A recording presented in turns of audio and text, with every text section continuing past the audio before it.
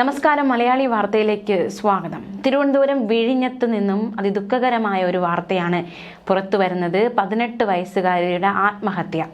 വിഴിഞ്ഞം വെങ്ങാനൂർ വെണ്ണിയൂരിൽ ITI വിദ്യാർത്ഥിനിയെ വീടിനുള്ളിൽ തൂങ്ങി മരിച്ച നിലയിൽ കണ്ടെത്തിയിരിക്കുകയാണ്. വെണ്ണിയൂർ നെല്ലിവിള സ്വദേശി അനുഷയാണ് തൂങ്ങി മരിച്ചത്. 18 വയസ്സാണ്.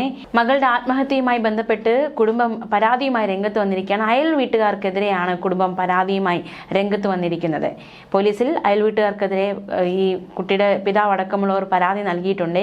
അയൽ വീട്ടുകാർ തെറി വിളിച്ചതിന്, അസഭ്യ വർഷം നടത്തിയതിനെ തുടർന്നുള്ള മനോവിഷമത്തിലാണ് മകൾ ആത്മഹത്യ ചെയ്തത് എന്നാണ് പിതാവ് അടക്കമുള്ളവർ ആരോപിക്കുന്നത്. പരാതിയിലും ഇക്കാര്യം വ്യക്തമാക്കിയിരിക്കുകയാണ്.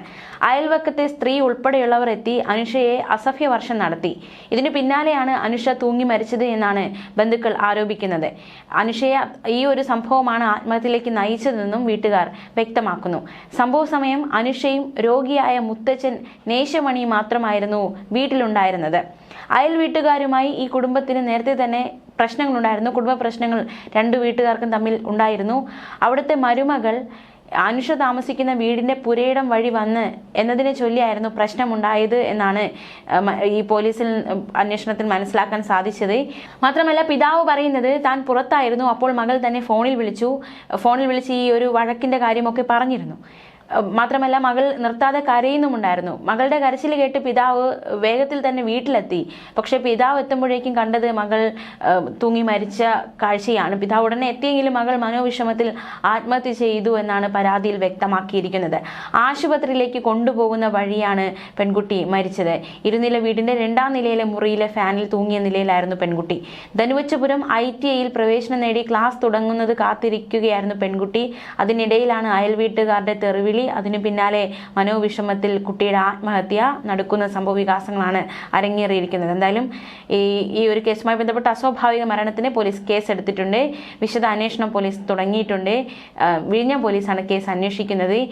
എന്താണ് സംഭവിച്ചത്, ഇവർക്കിടയിലെ പ്രശ്നങ്ങൾ, പെൺകുട്ടിയെ തെറി പറയാനുള്ള, അസഭ്യം പറയാനുള്ള കാരണം എന്താണ്, മറ്റേതെങ്കിലും കാരണങ്ങൾ ഉണ്ടോ എന്നതടക്കമുള്ള കാര്യങ്ങളൊക്കെ പോലീസ് വ്യക്തമായി അന്വേഷിക്കുന്നുണ്ട്. വിശദമായ അന്വേഷണം എന്തായാലും പോലീസ് നടത്തും. അതേസമയം നമുക്ക് ഇനി മറ്റൊരു വാർത്തയിലേക്ക് പോകാം. കഴിഞ്ഞ ദിവസങ്ങളിലൊക്കെ നമ്മളെ ഏറെ നടുക്കിയ ഒരു വാർത്തയാണ് വിഭജികയുടെ മരണം. ആ വിഭജിക മകളെ കൊലപ്പെടുത്തിയ ശേഷം ആത്മഹത്യ ചെയ്ത സംഭവം. കഴിഞ്ഞ ദിവസം ഷാർജ ഫോറൻസിക് ലാബിന് മുന്നിൽ വളരെ നാടകീയമായ, അല്ലെങ്കിൽ നമ്മുടെ മനസ്സിലേക്ക് വേദനിപ്പിക്കുന്ന തരത്തിലുള്ള രംഗങ്ങളാണ് നടന്നത്. ഷാർജ അൽ നഹ്ദയിലെ ഫ്ളാറ്റിൽ തൂങ്ങി മരിച്ച നിലയിൽ കണ്ടെത്തിയ കൊല്ലം കേരളപുരം സ്വദേശി വിഭജിക മണിയന്റെ മൃതദേഹം ലാബിനകത്ത് എംബാം ചെയ്യുമ്പോൾ പുറത്ത് അമ്മ ശൈലജ വളരെയധികം വേദനയോടെ നിൽക്കുകയും ആ അമ്മയെ എന്ത് പറഞ്ഞ് ആശ്വസിപ്പിക്കണമെന്നറിയാതെ വളരെ ആശങ്കയിൽ കൂടി കടന്നുപോയ ചുറ്റുമുള്ള ബന്ധുക്കളുടെ അവസ്ഥ വളരെ കരളലിയിപ്പിക്കുന്ന രംഗങ്ങൾ തന്നെയാണ് ലാബിന് മുന്നിൽ അരങ്ങേറിയത്.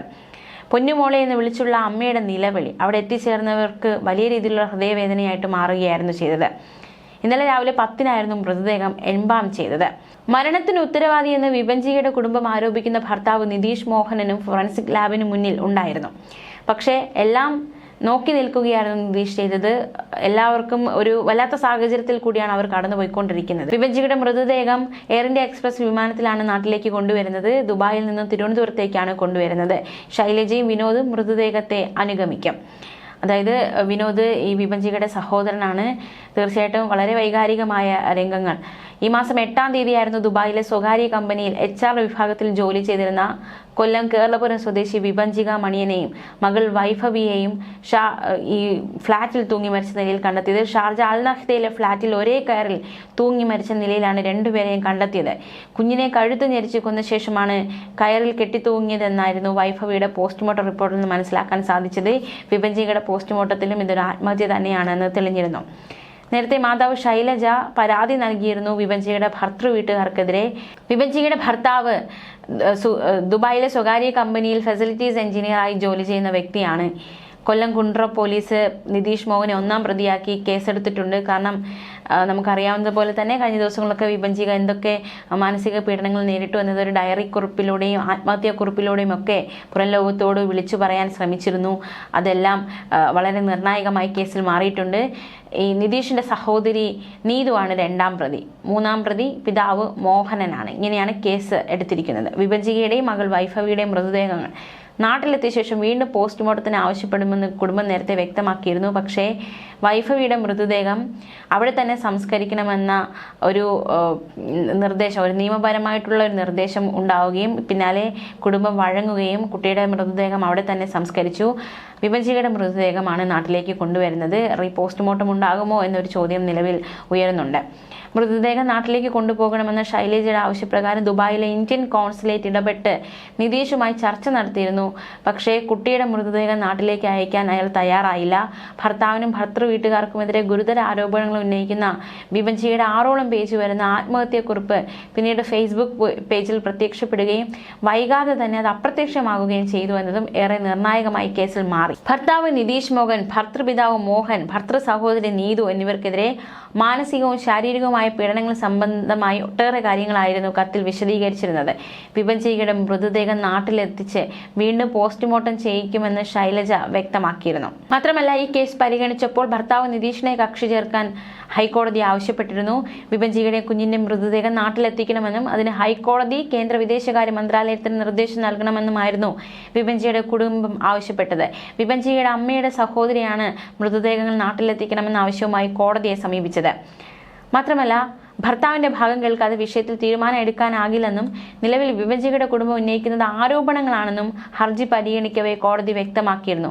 ഭർത്താവ് കുറ്റകൃത്യം ചെയ്തുവെങ്കിലും കുഞ്ഞിന്റെ മൃതദേഹത്തിൽ അവകാശമില്ലെന്ന് എങ്ങനെ പറയാനാകും എന്ന നിർണായകമായ ചോദ്യം കോടതി ഉന്നയിക്കുകയും ചെയ്തു. മൃതദേഹങ്ങൾ എന്തിനാണ് നാട്ടിലെത്തിക്കുന്നത് എന്ന ഒരു ചോദ്യവും കൂടി കോടതിയുടെ ഭാഗത്തു നിന്നും ഉണ്ടായിരുന്നു.